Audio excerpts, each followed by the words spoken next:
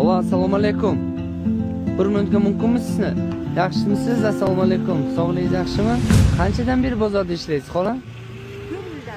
4 yildan beri. Mana shu bozorda ishlaysiz. Necha yoshdasiz? 50 kunga kiraman. Endi basmasmi ishlash?